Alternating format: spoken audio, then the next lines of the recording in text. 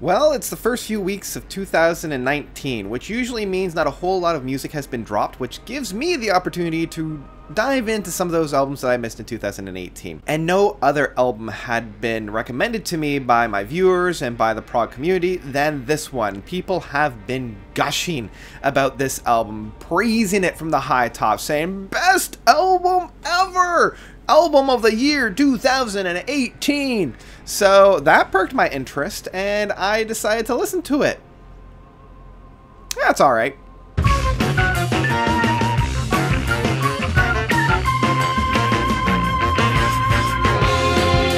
A Drop of Light by All Traps on Earth. So, All Traps on Earth is a Swedish progressive symphonic band. They're symphonic in the same kind of vein as, say, the Anglagard, which makes sense seeing as half the members of this band are made up of past members of Anglagard, as well as the Anekdotans and the Wobblers, and this type of dark symphonic progressive rock music where it's very atmospheric at times. It doesn't really have too much of a song structure. It's, in my mind, it equates to a dark walk in the woods by following a path that you really don't know where it's going. Like, the song structures don't follow any kind of chorus, any kind of verses.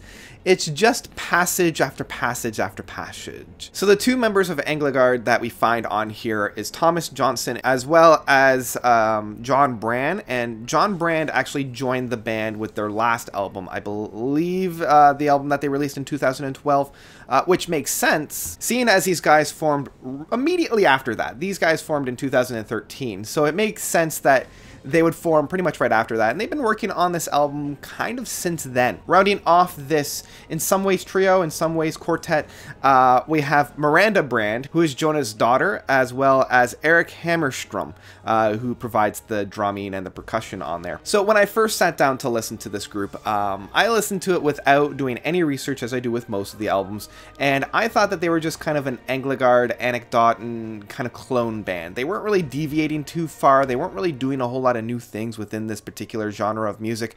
It did feel a little bit like a paint by numbers in some respects, and honestly I was a little let down, just based with the big gushing of joy that most people had been bringing with this album. I didn't really see it. I didn't see what the big hubbub was. I was just like, okay, this is great, dark, atmospheric, avant-garde progressive rock music. But this is also what Anekdotan had been doing, as well as Anglagard had been doing since the 90s. So I really didn't see how they were really doing anything new within this. The only thing that really kind of set this apart from the other two bands that I had mentioned is Miranda Brand's vocals.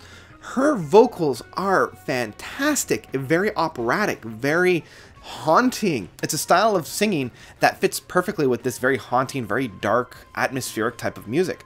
I'm listening to this and I'm like, why isn't she on this album more? She's only in for like a dash here or a dash there. She's really, I believe, only on 2 tracks, which is a huge shame because the passion and the atmosphere she brings to this, it adds so much more to the music overall. I wish she was on this more and it was more of like, kind of like what Scott Walker was doing with his work, where it's very atmospheric but very like bombastic in the vocal works, and I really wanted to hear her voice throughout the entire length of the album, instead of just a dash here and a dash there. And everybody else plays very, very similar to how you would have expected a band like this to play. As I said, I wasn't all that excited, I wasn't all that surprised, there wasn't a whole lot that really jumped out at me, and it did feel like I was wandering around in the forest at night without any real direction or real purpose. Like with the other bands that I had mentioned, at least it came to a point, it came to a moment where I'm like, okay, this is where the song had been leading up to, this is where some grand moment had been built for. But within this, especially with the longer runtimes of songs, the first track of All Traps on Earth comes into just over 18 minutes. The Magnetic Warning comes in at 16 minutes. Omen comes in at 13 minutes. And the last track comes in at 14 minutes.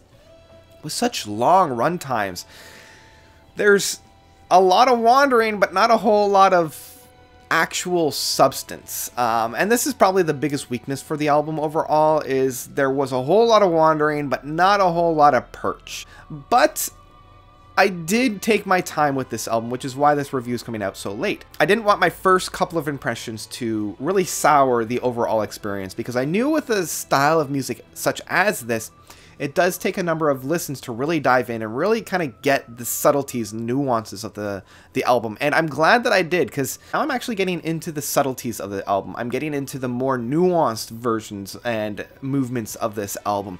And some of the nooks and crannies of this album are really, really well done. They took what Engelgard had done within the 90s and really built upon that. They're introducing more mellotrons. They're introducing more sound. The Moog Voyager, the miniature organs, the Fender Rhodes, the clarinets. Like, there's a lot more just experimentation with these types of instruments. And I'm glad that we have a lot more of a prominent mellotron, and that it's not just like a side character.